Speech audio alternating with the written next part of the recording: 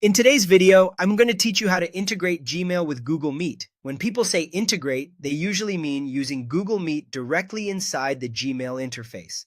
So you can start or join video calls without opening another site.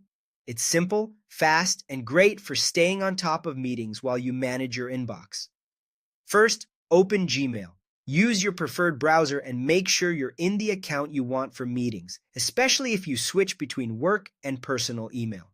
The Meet options are part of Gmail itself, so you don't need to install anything extra. Next, look to the left sidebar and find Meet. This sidebar is where Gmail groups tools like Mail, Chat, Spaces, and Meet.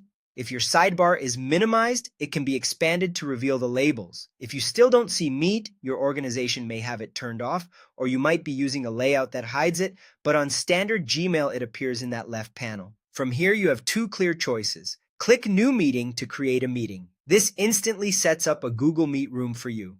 Gmail will show you the meeting details, including a link and a meeting code that others can use to join. Depending on your settings, it may open a new tab with the Meet window where you can check your camera and microphone before you proceed. New Meeting is perfect when you want to start a call right away or prepare a dedicated room for later. Or click Join a Meeting to enter a meeting code.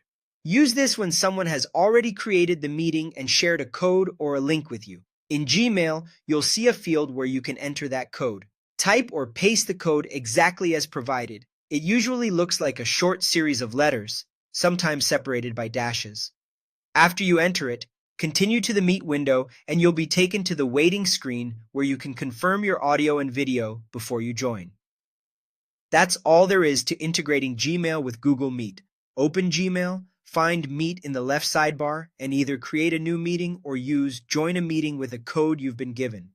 Keeping these controls in Gmail saves time and keeps your communication tools in one place, which is especially helpful when you're moving between email threads and live conversations throughout the day.